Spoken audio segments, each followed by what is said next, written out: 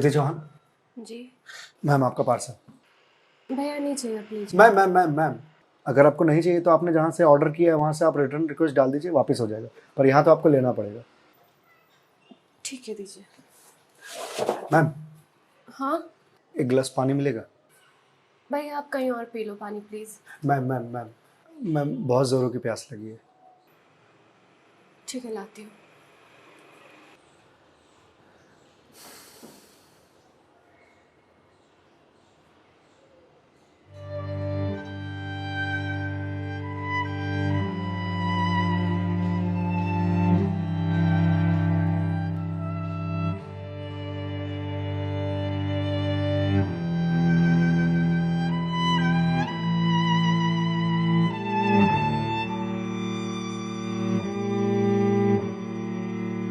लीजिए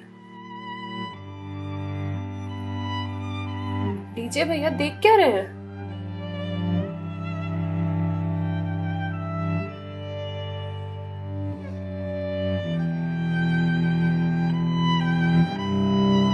मैम आपको कोई दिक्कत है? मतलब आप किसी परेशानी में हैं? भैया पानी पीकर ग्लास दीजिए आप। मैम छोटा मुंह बड़ी बात कह रहा हूँ, पर अगर आप किसी परेशानी में हैं तो आप मुझे बता सकती हैं। भैया आप पानी पीजिए, ज्यादा समाज से भी मत बनिए। मैम दुख बांटने से कम होता है। अच्छा, और आपको किसने कहा कि मैं दुखी हूँ?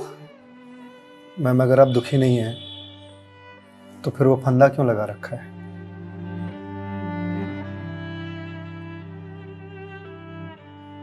मैम मैंने सुना है खुशियां बांटने से बढ़ती हैं और दुख बांटने से कम होता है। मैम बड़े से बड़ा दुख कम हो जाता है अगर आपके पास कोई सुनने वाला हो।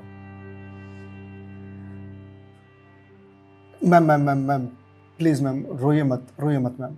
मैम देखिए ये तो मुझे नहीं पता कि आपको क्या परेशानी है, पर अगर आप मुझे बताएंगे तो शायद मैं कोई सॉल्यूशन निकाल पाऊँ। नहीं, कोई मेरे लिए कुछ नहीं कर सकता। मेरे पास अब मरने के अलावा कोई ऑप्शन नहीं है। मैम ऑप्शन तो ढूंढने से मिलता है ना। आप एक बार मुझे बताइए ना, शायद मैं कोई जीने का ऑप्शन ढूंढ पाऊँ आपके लिए। क्यों बताऊं तुम्हें? क्या कर लोगे तुम? मैंने बोला ना, मेरी हेल्प कोई नहीं कर सकता है। मैम आप अगर मुझे नहीं बताएंगे तो मैं वैसे भी कुछ नहीं कर पाऊंगा, पर अगर आप मुझे बताएंगे तो शायद मैं कोई हल निकाल पाऊं। और अगर कोई हल नहीं निकला तो आप तो वैसे भी सुसाइड करने जा रही थी, तो जाने से पहले अपना दुख मुझे बताते जाइए प्लीज।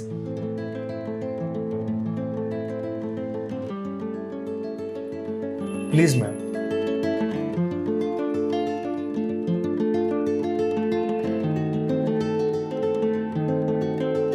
मैं ईएमआईज़ के चक्कर में फंस चुकी हूँ। मतलब मैम?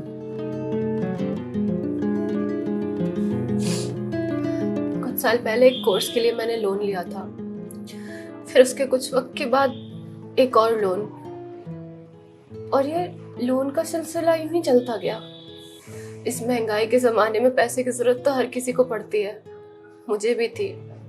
मैंने प्राइवेट कंपनी से भी लोन लिए, ज्यादा ब्याज पर, और अब मैं उन्हें चुका नहीं पा रही हूँ। क्यों मैम, आपके पास जॉब तो होगी ना? जॉब थी, पर मैं जिस कंपनी में जॉब करती थी उस कंपनी ने मुझे ये कहकर टर्मिनेट कर दिया कि फाइनेंशियल लॉस के कारण वो मुझे और मुझ जैसे कुछ एम्प्लॉयज को सैलरी नहीं दे सकते। तो मैम आप किसी और कंपनी में ज्वाइन कर लो, बहुत सारी कंपनीज हैं यहाँ तो। तुम्हें क्या लगता है मैंने अप्लाई करने का ट्राई नहीं करा होगा? जॉब नहीं खोजी होगी? बहुत की थी, पर इस रिसेशन के जमाने में जॉब मिलना कितना मुश्किल है कि तुम जैसे डिलीवरी बॉय को क्या पता।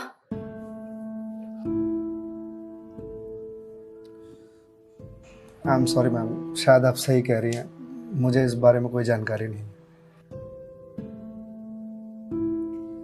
जॉब जाने के बाद मेरे से चीजें हैंडल नहीं हो रही हैं। बैंक से रोज कॉल्स आते ईएमआईज़ भरने के लिए, और प्राइवेट कंपनी वाले फोन कर करके धमकियां दे रहे हैं। मैं इस लोन के जंजाल में फंसती चली जा रही हूँ, और अब मेरे पास सुसाइड के अलावा कोई और ऑप्शन नहीं है। मैम ऑप्शन क्यों नहीं है? आप ये बात अपने घर में बता सकती हैं, अपने पापा को बता सकती हैं। नहीं, मैं ये बात अपने पापा को नहीं बता सकती। क्यों मैम? मेरे पापा रिटायर हो चुके हैं, उनके ऊपर पहले से घर की बहुत रिस्पॉन्सिबिलिटीज है। वो मेरी शादी के लिए पैसे भी जोड़ रहे हैं। मैं उनसे किस मुंह से पैसे मांगू? मुझे पढ़ाने के लिए, बाहर भेजने के लिए उन्होंने ना जाने रिश्तेदारों से कितने ताने सुने होंगे। और अब जब मैं उन्हें ये जाकर बोलूंगी तो लोग क्या कहेंगे? मैम पैसे आपको अपने पापा से मांगने हैं या लोगों से? पापा से लेने हैं। तो फिर अब लोगों का क्या है? लोगों का तो काम है कहना, वो तो कहते रहेंगे। पर मैं किस मुंह से जाके अपने पापा को ये बोलूं? किस मुंह से मांगू पैसे उनसे? जिस उम्र में मुझे उनका बोझ उतारना चाहिए, सहारा बनना चाहिए, उस उम्र में मैं उन पे ही बोझ बनूं?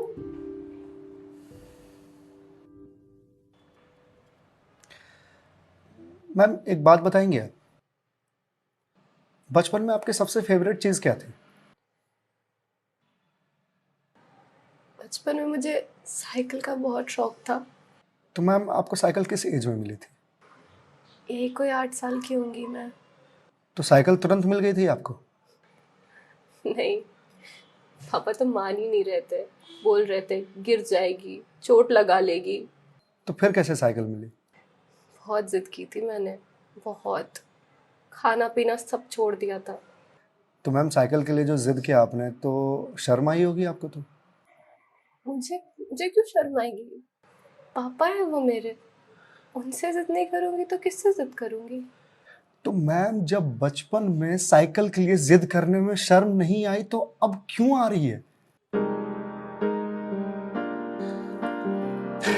मैम अभी आपने कहा कि आपके पापा आपकी शादी के लिए पैसे जोड़ रहे हैं, और आप तो यहां सुसाइड कर रही हो, तो वो उन पैसों का क्या करेंगे? या उन्हें यह जानकर बहुत खुशी होगी कि उनकी बेटी ने शादी का बोझ हल्का कर दिया उनके सिर पर से। मैम आपको मालूम है, हमारे जनरेशन की दिक्कत यही है कि हम अपने आप को इतना बड़ा समझ लेते हैं कि हम अपने पेरेंट्स से ही अपनी बात छुपाने लगते हैं। कभी ये कहकर कि पापा मम्मी नहीं समझेंगे, या कभी ये कहकर कि मैं उन्हें परेशान नहीं करना चाहती, या कभी ये कहकर कि हम दोनों की सोच नहीं मिलती है। एक बार आप अपनी दिक्कत अगर अपने पेरेंट्स से शेयर कीजिएगा ना, तो आपको जीवन में फिर कभी सुसाइड करने की जरूरत नहीं पड़ेगी, या मेरे जैसे किसी अनजान से अपनी बात शेयर करने की जरूरत नहीं पड़ेगी। प्लीज मैम एक बार शेयर करके देखिए। उनसे बेहतर दोस्त इस दुनिया में कोई नहीं हो सकता। प्लीज मैम एक बार ट्राई कीजिए, प्लीज मैम।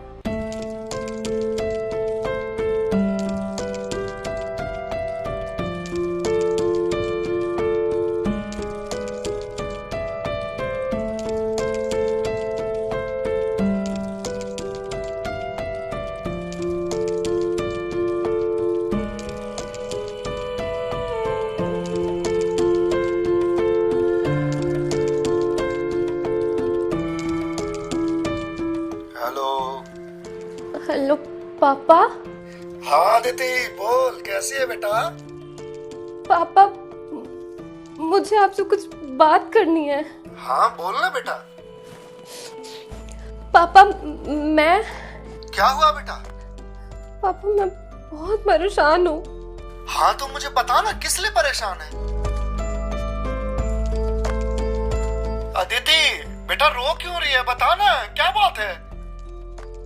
पापा वो मैंने बैंक से लोन ले रखा था ना,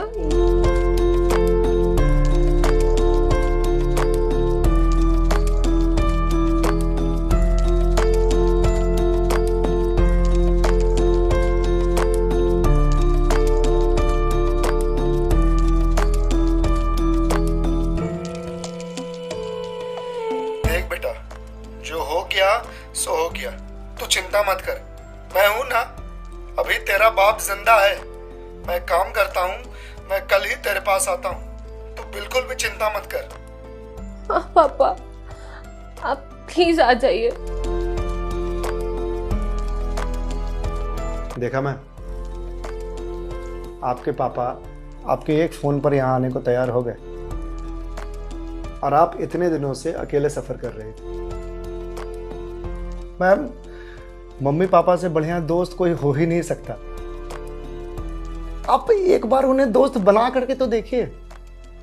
आप सही कह रहे हैं भैया, मम्मी पापा से अच्छा दोस्त कोई नहीं हो सकता है। Thank you.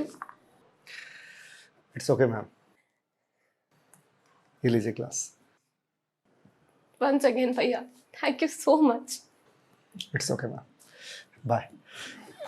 मैम, जी? मेरे पास आपके लिए कुछ है, यहीं रुकिएगा, मैं थोड़ी देर में आता हूँ।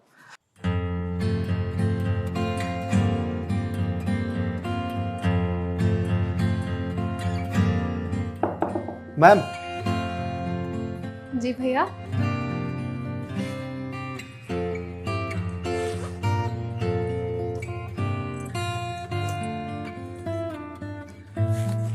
मैम, ये आपके लिए। भगवत गीता? जी मैम। मैम, 2020 का साल मेरे लिए बहुत बुरा था। कोरोना में मेरी जॉब चली गई। पहले के कुछ महीने जो थे वो तो सेविंग्स से निकल गए, लेकिन उसके बाद के कुछ महीने बहुत ज़्यादा टफ था। मेरे ऊपर भी आपके ही तरह बहुत सारे EMIs थे जो मैं पे नहीं कर पा रहा था, जिस वजह से मैं बहुत परेशान था और सुसाइड करने की सोचने लगा था। और एक दिन तो सुसाइड करने निकल भी गया था, लेकिन पापा ने मुझे पकड़ लिया। पहले तो बहुत डांटा,